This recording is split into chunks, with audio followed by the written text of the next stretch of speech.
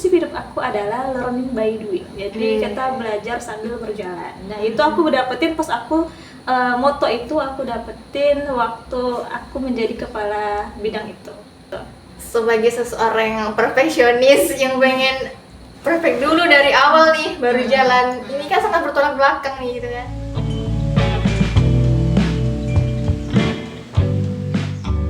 Halo teman-teman, kembali lagi di podcast Ini Inko.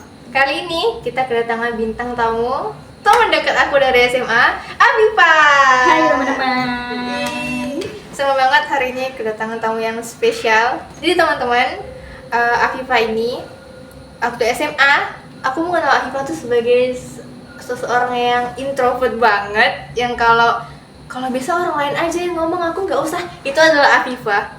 Sampai suatu hari kita sempat jarang ketemu, terus pas Afifa dapat kerja ke Mempawah, ya kita jadi bisa sering ketemu, makan siang bareng. Dapatlah aku berita kalau Afifa, cerita perjalanan Afifa dari yang Afifa tiba-tiba jadi kabid LDK, terus mentoring anak-anak pesantren. Hah? Afifa introvert yang aku kenal selama ini kok berubah, kok bisa jadi kayak gitu?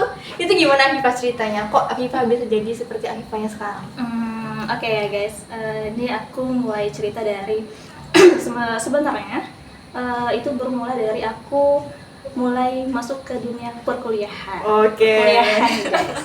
Nah, jadi sebenarnya ini waktu SMA memang aku tuh sangat introvert banget. Yes, I know. Introvert banget dan ingin mencoba hal baru di dunia perkuliahan. Mencoba hal baru di dunia perkuliahan, kemudian tapi waktu kuliah itu aku masih introvert. Iya. Tapi introvertnya masih masih tahu arahnya gitu kan. Waktu maba itu aku ikut semua organisasi. Wow. Semua kaderisasi aku ikutin, kayak adalah organisasi-organisasi itu yang aku ikutin.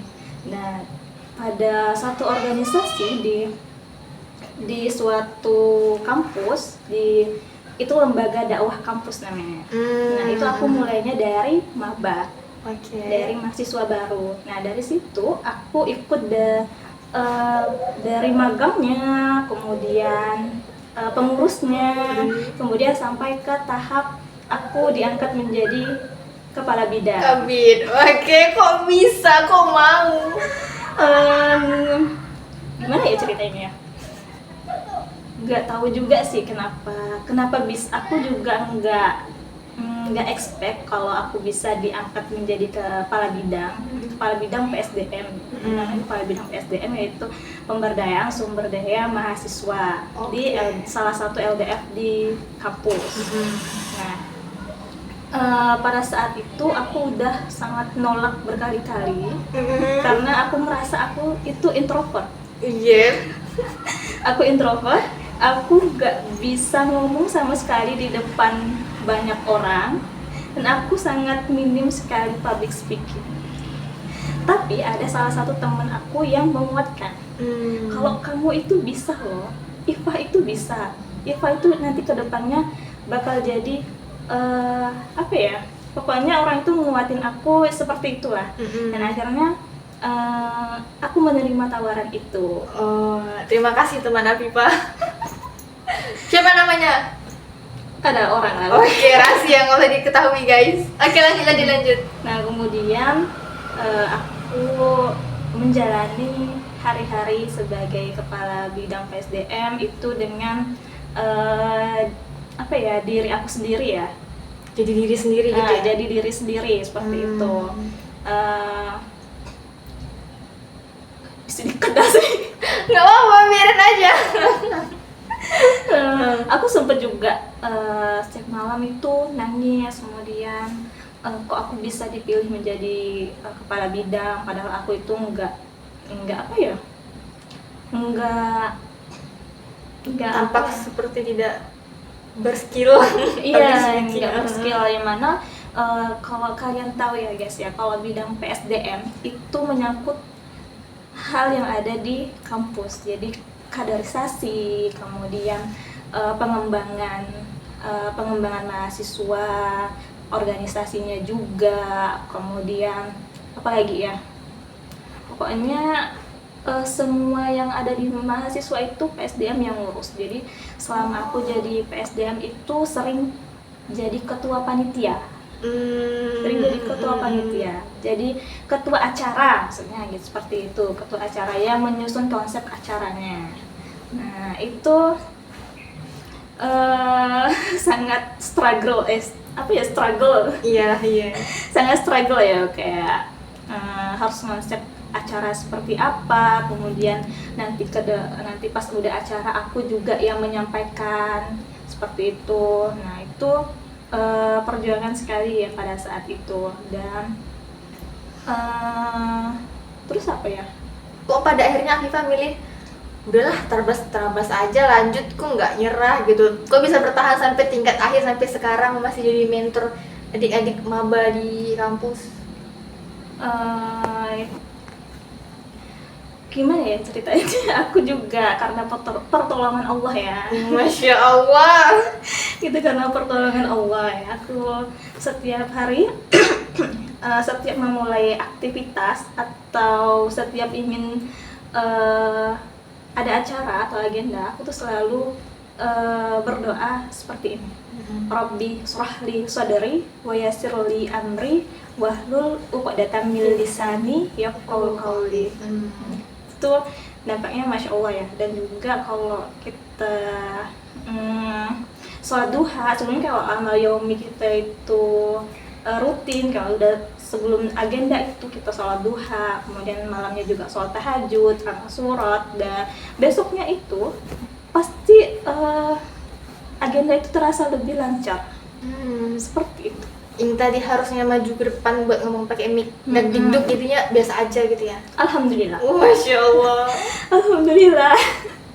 Soalnya kan kita sama lah ya, sama introvert yang kalau ngomong pakai mic suka keringet dingin gitu kan ya. Sampai sekarang aku juga masih keringet dingin. Dan karena aku seorang ENFJ ya, INFJ introvert banget. Jadi sebelum agenda juga aku menuliskan apa yang ingin aku omongin.